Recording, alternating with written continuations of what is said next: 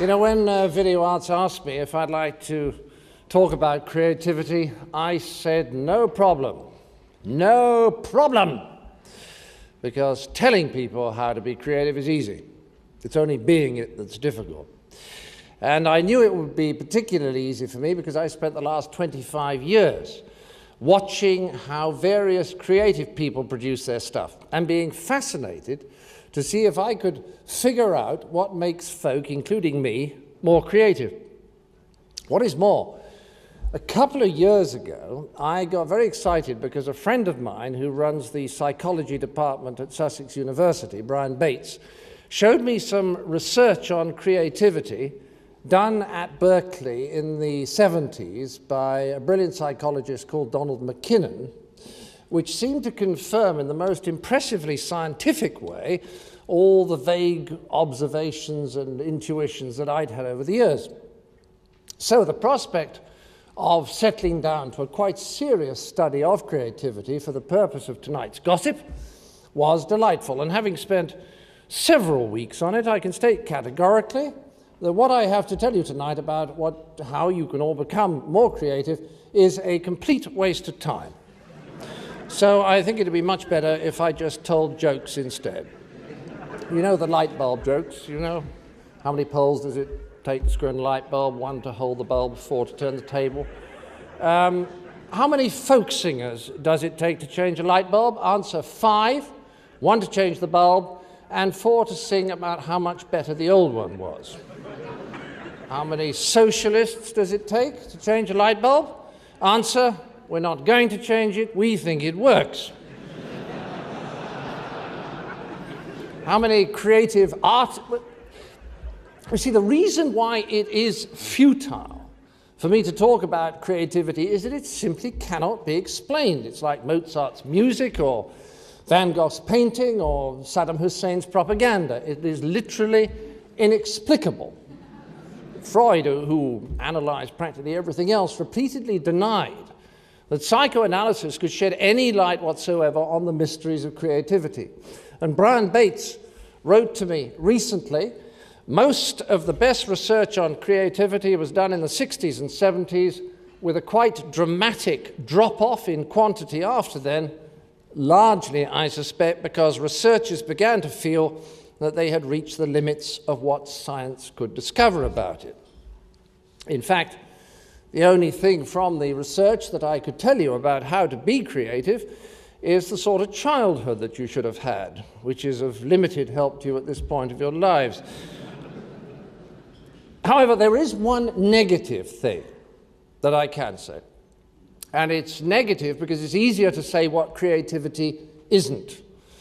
A bit like the sculptor who, when asked how he'd sculpted a very fine elephant, explained that he'd taken a big block of marble and then knocked away all the bits that didn't look like an elephant.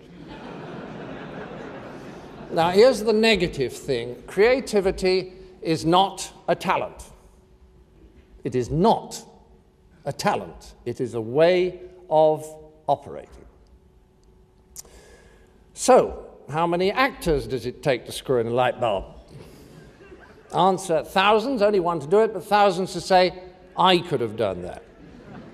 How many Jewish mothers does it take to screw in a light bulb? Answer, don't mind me, I'll just sit here in the dark, nobody cares about me. How many surgeons? You see, when I say a way of operating, what I mean is this. Creativity is not an ability that you either have or do not have. It is, for example, and this may surprise you, absolutely unrelated to IQ, provided you're intelligent above a certain minimal level, that is. But McKinnon showed in investigating scientists, architects, engineers, and writers that those regarded by their peers as most creative were in no way whatsoever different in IQ from their less creative colleagues. So in what way were they different? Well, McKinnon showed that the most creative had simply acquired a facility for getting themselves into a particular mood, a way of operating. which allowed their natural creativity to function. In fact, McKinnon described this particular facility as an ability to play. Indeed, he described the most creative when in this mood as being childlike, for they were able to play with ideas, to explore them, not for any immediate practical purpose, but just for enjoyment. Play for its own sake. Now, about this mood, I'm working at the moment with Dr. Robin Skinner on a successor to our psychiatry book, Families and How to Survive Them. We're comparing the ways in which psychologically healthy families function, and then the ways in which such families function with the ways in which the most successful corporations and organizations function. And we become fascinated by the fact that we can usefully describe the way in which people function at work in terms of two modes, open and closed. So what I can just add now is that creativity is not possible in the closed mode. Okay? So how many American network TV executives does it take to screw in a light bulb? Answer, does it have to be a light bulb? How many doorkeepers? Well, let me explain a little more. By the closed mode, I mean the mode that we are in most of the time when we're at work. We have inside us a feeling that there's lots to be done, and we have to get on with it if we're going to get through it all. It's an active, probably slightly anxious mode, although the anxiety can be exciting and pleasurable. It's a mode in which we're probably a little impatient, if only with ourselves.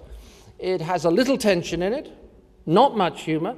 It's a mode in which we're very purposeful, and it's a mode in which we can get very stressed and even a bit manic, but not creative.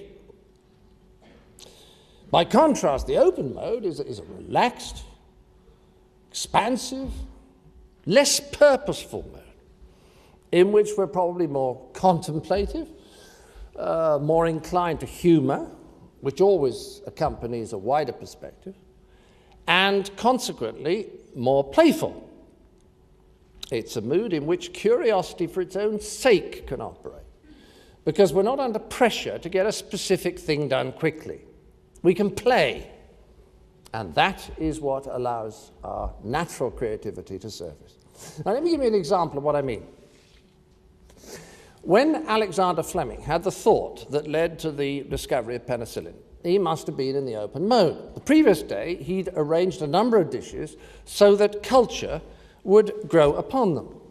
On the day in question, he glanced at the dishes, and he discovered that on one of them, no culture had appeared. Now, if he'd been in the closed mode, he would have been so focused upon his need for dishes with cultures grown upon them, that when he saw that one dish was of no use to him for that purpose, he would quite simply have thrown it away. But thank goodness he was in the open mode, so he became curious about why the culture had not grown on this particular dish. And that curiosity, as the world knows, led him to the light bulb.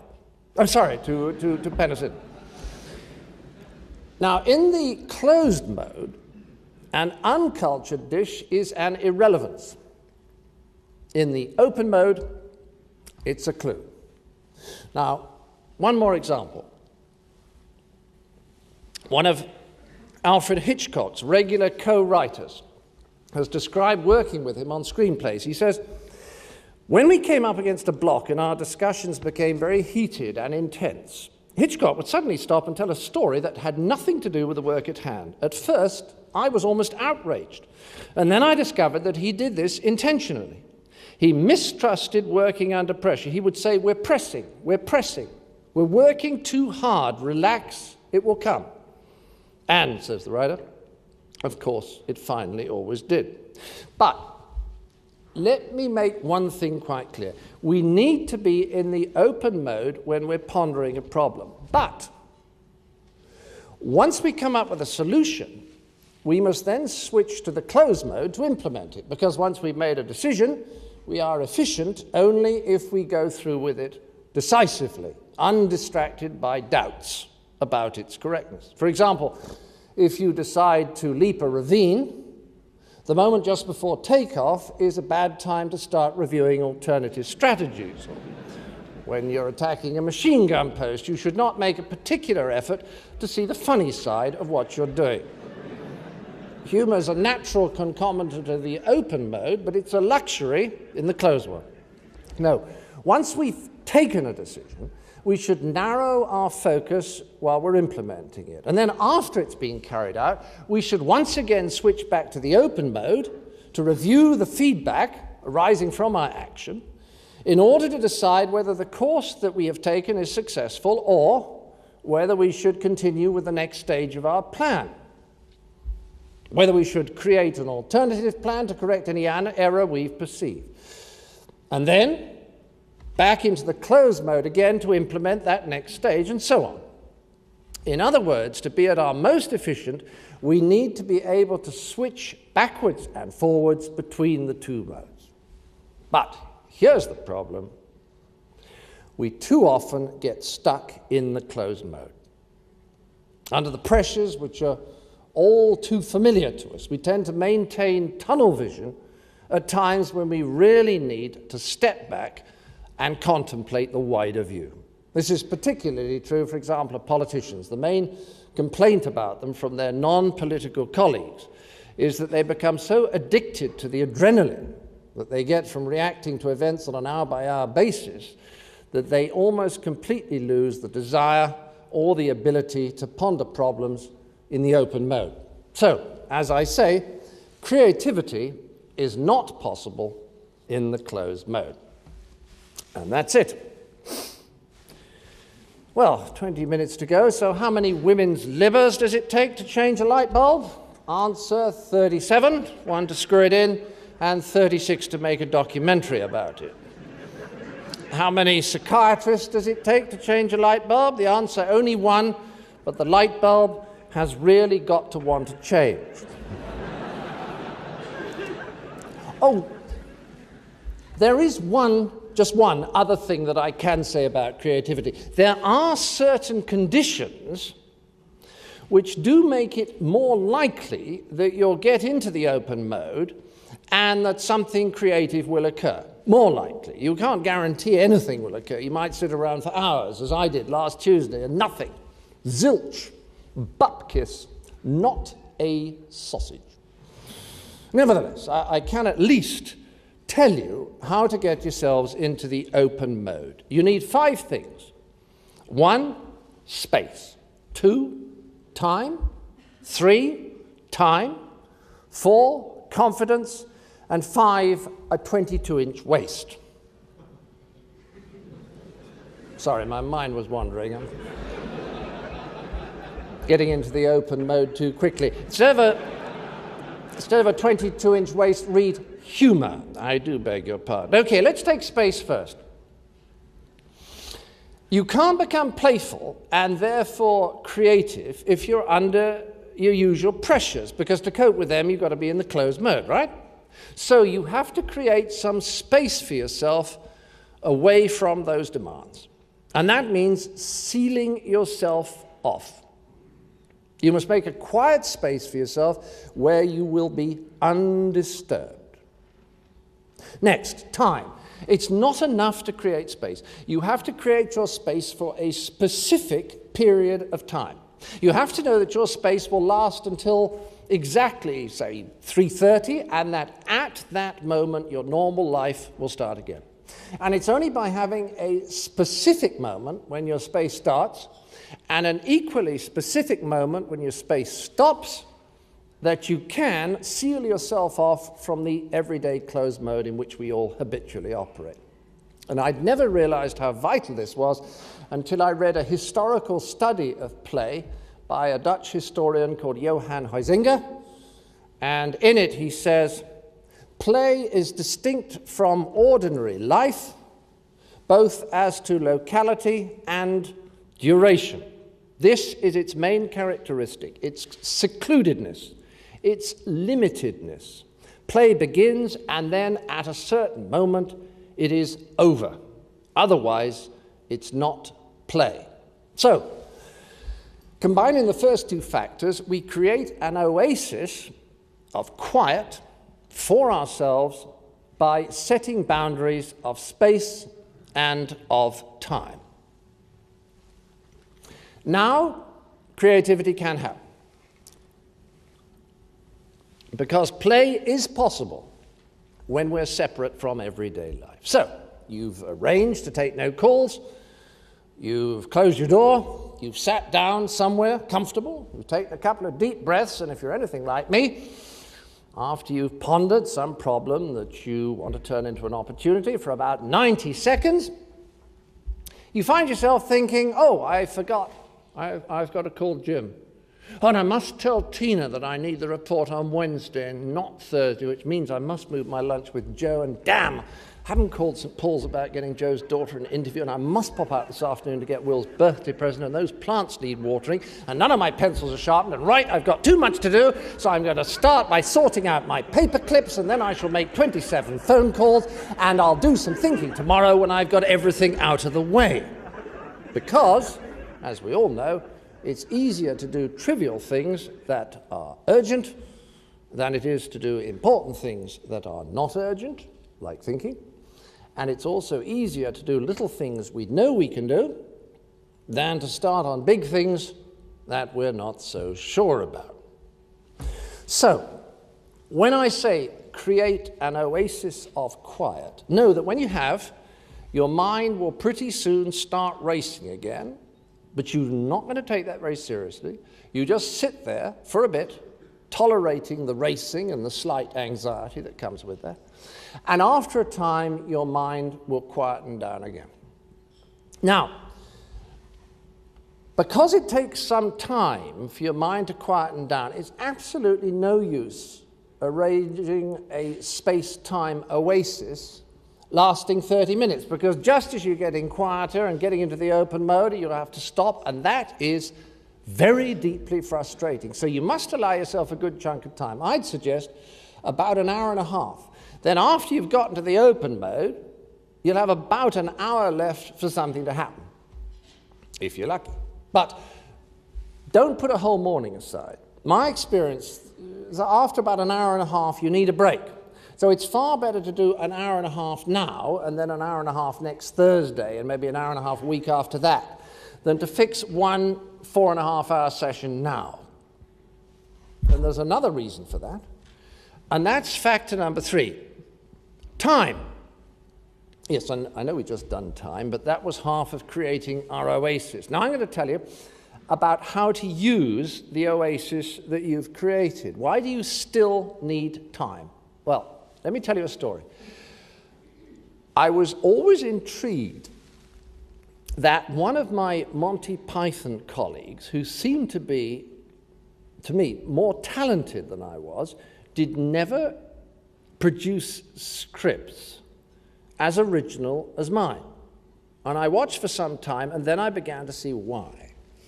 If he was faced with a problem, and fairly soon saw a solution, he was inclined to take it, even though, I think, he knew the solution was not very original.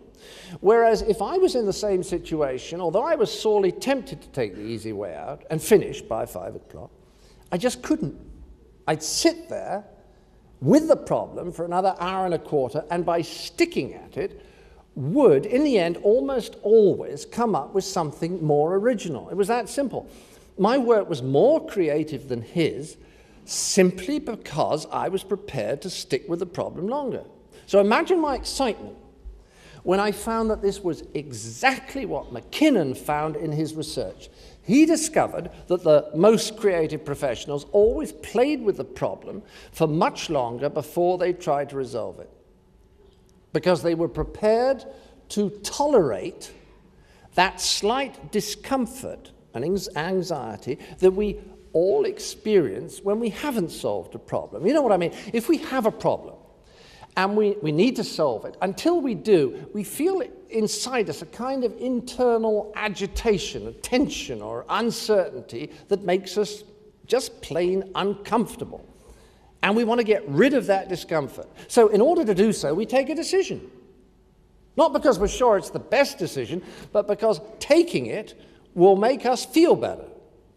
Well, the most creative people have learned to tolerate that discomfort for much longer. And so, just because they put in more pondering time, their solutions are more creative.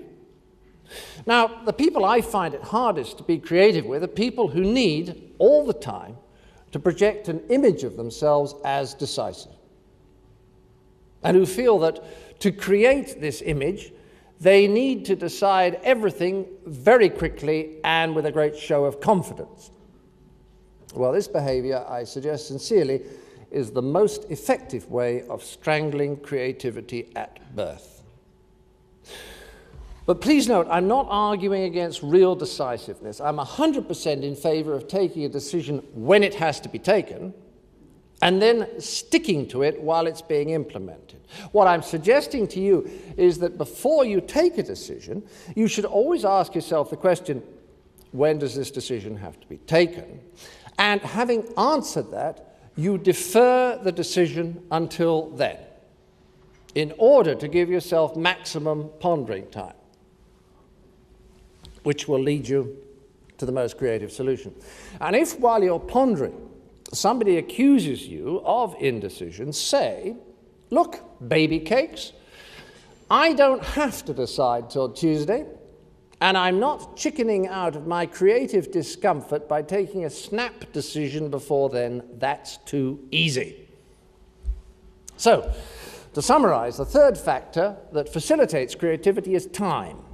Giving your mind as long as possible to come up with something original. Now, the next factor, number 4, is confidence. When you're in your space-time oasis, getting into the open mode, nothing will stop you being creative so effectively as the fear of making a mistake. Now, if you think about play, you'll see why. True play is experiment. What happens if I do this? What would happen if we did that? What if? The very essence of playfulness is an openness to anything that may happen, a feeling that whatever happens, it's okay. So you cannot be playful if you're frightened that moving in some direction will be wrong, something you shouldn't have done. I mean, you're either free to play or you're not. As Alan Watts puts it, you can't be spontaneous within reason. So you've got to risk saying things that are silly and illogical and wrong, and the best way to get the confidence to do that is to know that while you're being creative, nothing is wrong. There's no such thing as a mistake, and any drivel may lead to the breakthrough. And now, the last factor, the fifth, humor. Well, I happen to think the main evolutionary significance of humor is that it gets us from the closed mode to the open mode quicker than anything else. I think we all know that laughter brings relaxation and that humor makes us playful, yet how many times have important discussions been held where really original and creative ideas were desperately needed to solve important problems, but where humor was taboo because the subject being discussed was so serious? This attitude seems to me to stem from a very basic misunderstanding of the difference between serious and solemn. Now, I suggest to you that a group of us could be sitting around after dinner discussing matters that were extremely serious, like the education of our children or our marriages or the meaning of life, and I'm not talking about the film. And we could be laughing, and that would not make what we were discussing one bit less serious.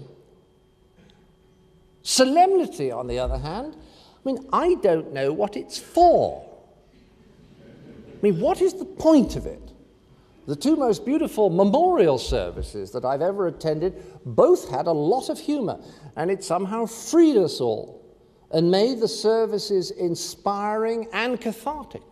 But solemnity, it serves pomposity, And the self-important always know at some level of their consciousness that their egotism is going to be punctured by humor. That's why they see it as a threat.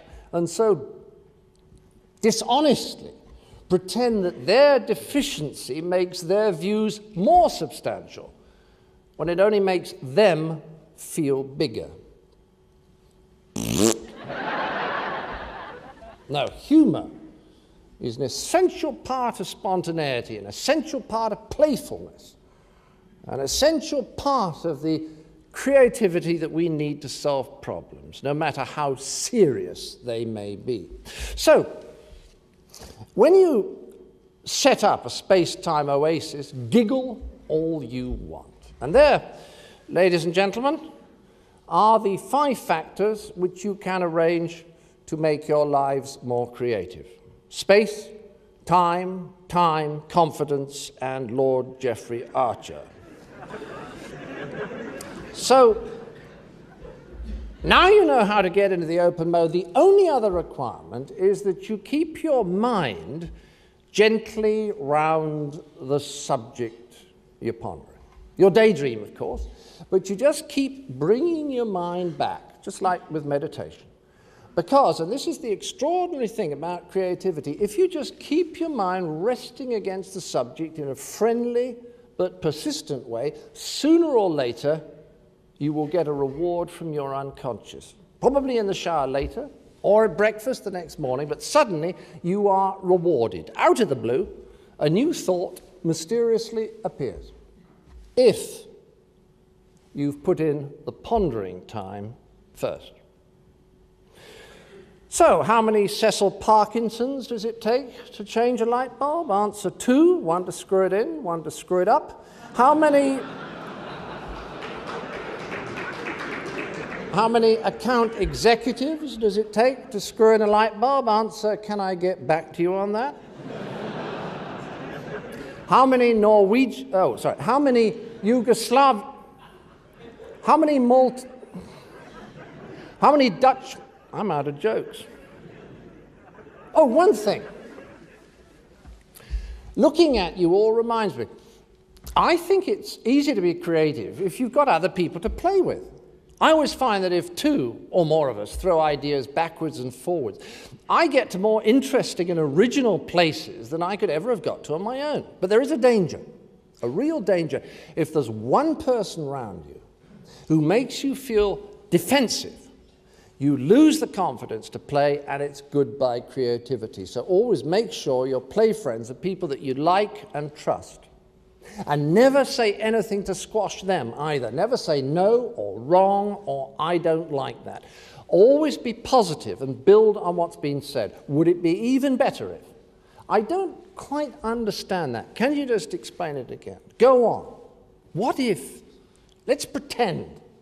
Try to establish as free an atmosphere as possible. And you know, sometimes I wonder if the success of the Japanese isn't partly due to their instinctive understanding of how to use groups creatively. You know, Westerners are often amazed at the unstructured nature of Japanese meetings. But maybe it's just that very lack of structure, that absence of time pressure, that frees them to solve problems so creatively. And how clever of the Japanese sometimes to plan that unstructuredness by, for example, insisting that the first people to give their views are the most junior, so that they can speak freely without the possibility of contradicting what's already been said by somebody more important. 4 minutes left. How many Irishmen? Oh, sorry. Well, look, the very last thing that I can say about creativity is this. It's like humor.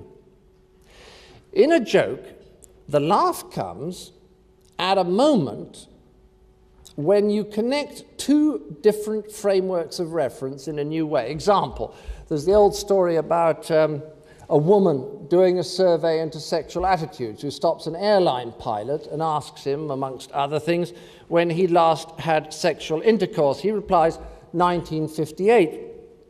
Now, knowing airline pilots, The researcher is surprised and queries this. Well, says the pilot, it's only 21:10 now.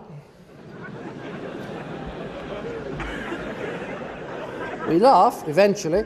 At the moment of contact between two frameworks of reference, the way we express what year it is in the 24-hour clock. Now, having an idea, a new idea, is exactly the same thing.